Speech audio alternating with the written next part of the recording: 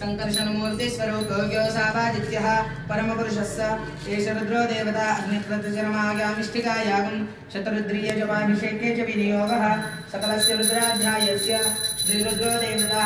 एकागायत्रीछन्दः त्रिस्तोऽनुष्टुभस्तिस्रः पङ्क्तयः सप्तानुष्टुभोर्ध्वे जगत्यो श्रीपरमेश्वरे दशिः श्रीपरमेश्वरप्रीत्यर्थे शतरुद्रीयजपाभिषेके च विनियोगः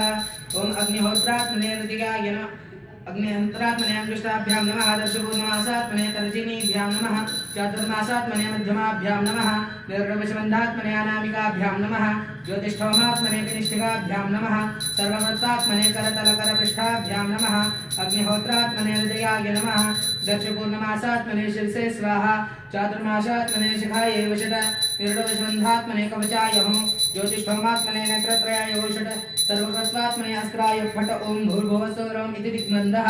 अथ ध्यानम्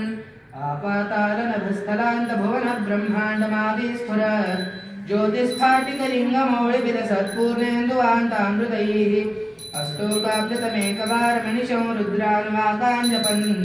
ध्याये दीप्सितसिद्धये ध्रुवपदं विप्रोलिचिन्त्येच्छिवम् ब्रह्माण्डव्याप्तदेहावसितहिमरुचा भासमाना भुजङ्गैः कण्ठे कालकबद्धखलितशशिकलाष्टन्दकोदण्डहस्ताः रक्षारुद्राक्षभूषा सललितविभाषा